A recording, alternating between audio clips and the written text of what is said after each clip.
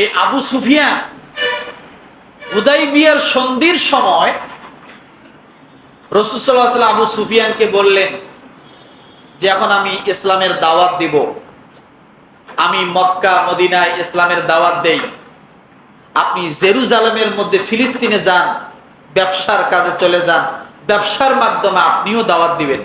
সুবহানাল্লাহ বলেন। তাহলে আপনার দাওয়াতও হবে, ব্যবসাও হবে। তিনি বড় ব্যবসায়ী ছিলেন আবু সুফিয়ান। যখন আবু সুফিয়ান ব্যবসার জন্য জেরুজালেমে গেলেন, চতুর্থ নম্বর সম্পর্কটা রসুলের সাথে কেমন আমি বলছি। যখন তিনি ব্যবসার জন্য গেলেন, ওই সময় হেরাক্লিয়াস সেই ফিলিস্তিনের সেই জেরুজালেমের বাদশা, হঠাৎ তিনি স্বপ্ন দেখলেন যে তুমি তো ঘুমিয়ে আছো, তোমার দেশে আরবের কিছু খাতনা করা মুসলমানি করা কিছু লোক প্রবেশ করেছে, এই লোকগুলো অচিরেই তোমার এই জেরুজালেমকে তারা দখলে নিয়ে যাবে। কি করবে? সেই লোকের পরিচয় কি দিল বলেন তো? খাতনা করা। কি করা? মুসলমানি করা। এমন লোক তোমার দেশে প্রবেশ করেছে যে খাতনা করা। এরা এমন একটা সময় আসবে তোমার এ দেশকে তারা দখল করে নেবে, তাদের আয়ত্তে চলে যাবে। হেরাক্লিয়াস যখন ঘুম থেকে জাগনা পেয়ে আশ্চর্য হয়ে গেলেন, তারা কারা এ দেশে প্রবেশ করেছে। তখন যারা স্বপ্নের ব্যাখ্যা দেয় তাদেরকে ডাক দিলেন। তারা তখন বললেন যে বাদশাহ হেরাক্লিয়াস, আপনি ঠিকই দেখেছেন স্বপ্ন। আপনার এই জেরুজালেমে, বর্তমানে ফিলিস্তিনে, এই শামে আরবের কিছু লোকেরা প্রবেশ করেছে। আমি তাওরাতে পেয়েছি তারা এই খাতনা করা লোকগুলাই এক সময় জেরুজালেম দখল করবে, তারা এ দেশ শাসন করবে। তখন খোঁজ করা শুরু করলো আরবের থেকে কারা আসছে জেরুজালেমে। তখন খুঁজতে খুঁজতে পেয়ে গেল আবু সুফিয়ান রাদিয়াল্লাহু তাআলা আনহুকে। তাকে যখন বাদশা হিরাক্লিয়াসের কাছে নিয়ে যাওয়া হলো, তখন বলল, তোমাদের বাড়ি কোথায়? আরবে। আচ্ছা বলো, তোমাদের মাঝে এমন কি একজন নবী আছে? বলে হ্যাঁ, নবী আছে। তার অনুসারীরা কি খাতনা করে? বলে হ্যাঁ, অনুসারীরা খাতনা করে। মানে তিনি কয়েকটা প্রশ্ন করলেন আবু সুফিয়ানকে, কারণ তার কিছু বিষয় জানা ছিল। ওই প্রশ্নের উত্তরগুলো যদি সঠিক হয় তাহলে হেরাক্লিয়াসও জানে যে আমার বেশি দিন আর এই সিংহাসন থাকবে না। এক নাম্বার প্রশ্ন করলেন, আচ্ছা বলো তো, তোমাদের ওখানে যে ব্যক্তি নবী দাবি করে তার বংশে বর্তমান বা কিছুদিন আগে কোন নবী ছিল? তার বাপদাদার মধ্যে কেউ নবী ছিল? তার বংশের মধ্যে কেউ নবী ছিল? আবু সুফিয়ান বললেন, না, তার বংশে কোনো নবী ছিল না। তার বংশে কোনো নবী ছিল না, তার বাপদাদার ভিতরে কেউ নবী ছিল না। এক নাম্বার উত্তর সে পেয়ে গেল, কারণ সে জানে এমন একজন নবী আসবে তার বাপদাদার ভিতরে কেউ নবী থাকবে না। তো বলতেছে, তোমরা যে খাতনা করো, এই খাতনা কোথায় পেলে? তখন বলল যে আমরা ইব্রাহিম আলাইহিস সালামের সন্তান, তিনি বসবাস করতেন মক্কায়, তার নাম হলো ইসমাইল আলাইহিস সালাম। ইব্রাহিম আলাইহিস সালাম খাতনা করেছেন, তার ছেলে ইসমাইল আলাইহিস সালামের খাতনা করিয়েছেন। আর ওই ইসমাইল আলাইহিস সালামের বংশের ভিতর থেকে একমাত্র একজন নবী আসবে, তার নাম হলো মুহাম্মদুর রাসূলুল্লাহ সাল্লাল্লাহু আলাইহি সাল্লাম। তিনি এই খাতনা তার উম্মতদেরকে করতে বলেছেন। হেরাক্লিয়াস উত্তর পেয়ে গেলেন, কারণ তার জানা আছে, কারণ এই মুহাম্মদের সাল্লাল্লাহু আলাইহি সাল্লামের থেকে নিয়ে ইসমাইল আলাইহিস সালামের মাঝখানে কোনো নবী থাকবে না, আসবে না। আর ইসমাইল আলাইহিস সালাম হলেন খাতনাকৃত তাই তিনিও খাতনাকৃত হয়ে দুনিয়া আসবেন এবং তার উম্মতদের উপর এই সুন্নতটাই বর্তাবে, তারাও খাতনা করবে। তার মানে বুঝতে বাকি থাকলো না যে মুহাম্মদ সাল্লাল্লাহু আলাইহি ওয়াসাল্লাম সত্যিকার একজন নবী, যে নবীর অপেক্ষায় হিরাক্লিয়াস ছিল। তখন বললেন, আমি বুঝতে পেরেছি তোমাদের নবী মুহাম্মদ সাল্লাল্লাহু আলাইহি ওয়াসাল্লাম, আমার আর বুঝতে বাকি থাকলো না।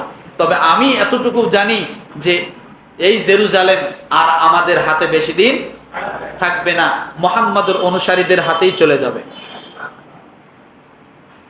তাহলে বোঝা গেল চতুর্থ নাম্বার মসজিদুল আকসা থেকে যেটা বুঝতে পারি, রাসূল সাল্লাল্লাহু আলাইহি ওয়াসাল্লামের সঙ্গে ভবিষ্যৎবাণীও তাওরাতের মধ্যে, ইনজিলের মধ্যে তারা আগেই পেয়েছিল যে তার সঙ্গে মসজিদুল আকসার একটা কি হবে, সম্পর্ক থাকবে। এরপরে পঞ্চম নাম্বার, আপনি খেয়াল করে দেখবেন মোতার যুদ্ধ হয়েছিল রসুলের উপস্থিতিতে। এই মোতার যুদ্ধ এই মসজিদুল আকসাকে কেন্দ্র করেই হয়েছিল। তবুকের যুদ্ধ রাসূল সাল্লাল্লাহু আলাইহি ওয়াসাল্লামের জীবদ্দশায় এটাও মসজিদুল আকসাকে কেন্দ্র করে হয়েছিল।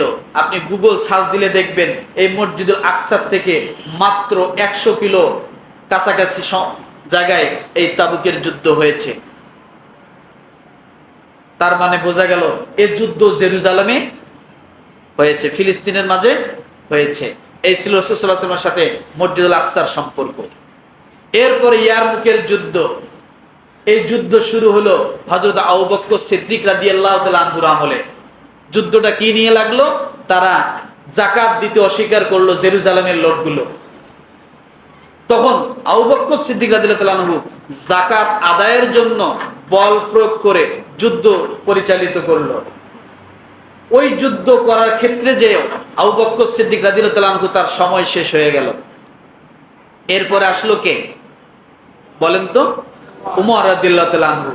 উমর রাদিয়াল্লাহু তাআলা আনহু যখন আসলেন, আসার পরে তখন 12,000 সৈন্য সাহাবায়ে কেরামকে নিয়ে 3 লক্ষ সেই জেরুজালেমের কাফের সৈন্যদের বিরুদ্ধে যুদ্ধ পাঠিয়ে দিলেন। কিন্তু আবু বকর সিদ্দিক রাদিয়াল্লাহু তাআলা আনহুর সময় এই 12,000 সৈন্যের সেনাপতি ছিলেন খালিদ বিন ওয়ালিদ। কি নামটা? কি খালিদ বিন ওয়ালিদ। কিন্তু উমর রাদিয়াল্লাহু তাআলা আনহু যখন তার শাসন আমলে আসলো, তিনি সেনাপতি চেঞ্জ করে দিলেন।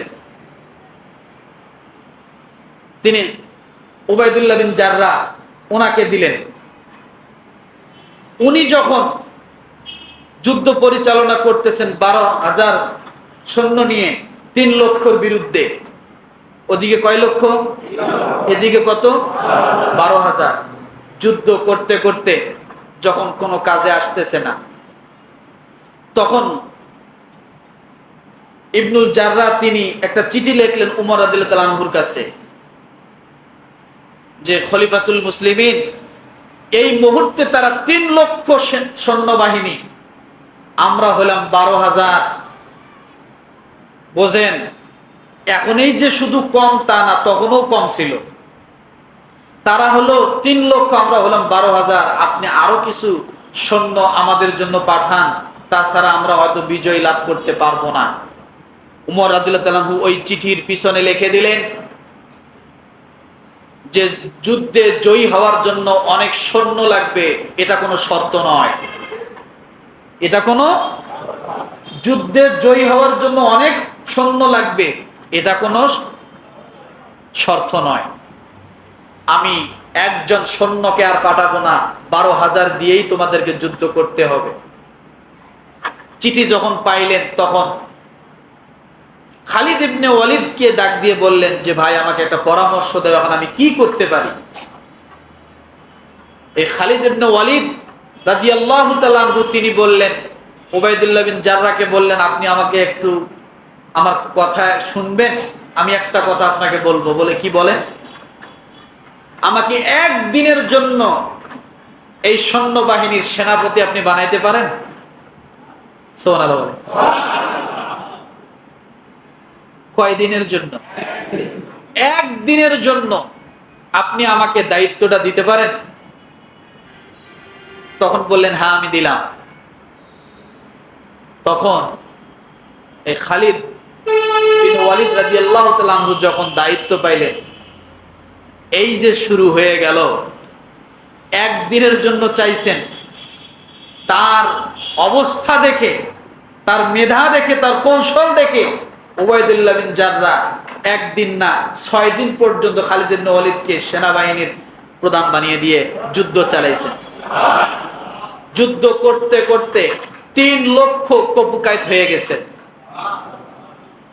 শেষ ফিনিশিং 4000, এই 12,000-এর মধ্যে 4000 সৈন্য ছিল। একবারে বাইতুল মুকাদ্দাস বিজয় করে এরপর বাইতুল মুকাদ্দাসের ভিতরে ঢুকে গেছে। আছে কত? ওদিকে সব কি পলাইছে, সাপ পুরা বিজয় লাভ করলো। এরপরে বাইতুল মুকাদ্দাসে যখন ঢুকলেন, ঢুকে দেখে বাইতুল মুকাদ্দাসের চাবি ওই ইহুদির হাতেই রয়েছে। খাদেম যে আছে ভিতরে বসে বসে আছে, ওনার কাছে যা চাবি চাইলেন, উবাইদুল্লাহ ইবনে জাররাহ যা বললেন চাবি দাও বাইতুল মুকাদ্দাসের। বলল আপনি কে? বলে আমি এই যুদ্ধের সেনাপতি। আপনার নাম কি? বলে অমুক। বলে আপনাকে চাবি দেওয়ার অনুমতি আমার নাই। সুবহানাল্লাহ বলে। আপনাকে চাবি দেওয়ার অনুমতি আমি এ পর্যন্ত আমার অভিজ্ঞতায় নাই, আমার জ্ঞানে নাই। দেখেন তাহলে কে আছে? যে তোমাদের আমিরুল মুমিনিন কে? বলে তার নাম উমর ইবনুল খাত্তাব। বলে আমি আমার জ্ঞানে যতটুকু জানি এই বাইতুল মুকাদ্দাসের চাবি সে একমাত্র প্রাপ্য, আমি তার হাতে চাবি দেব, আর কাউকে দিব না। তখন উমর ইবনুল খাত্তাবকে খবর দেওয়া হলো যে আপনার হাতে চাবি দিবে। উমর ইবনুল খাত্তাব আসলেন। ওই যে শুনেছিলেন যে এক সময় গোলাম উটের পিঠে আর উমর রাদিয়াল্লাহু তাআলা উটের রশি টান দেয়, এটা কি শুনছেন আপনারা? এই ঘটনার সাথে জড়িত। তিনি যখন বাইতুল মুকাদ্দাসের নিকটে আসলেন, তখন সাহাবায়ে কেরাম সব জমায়েত হলেন।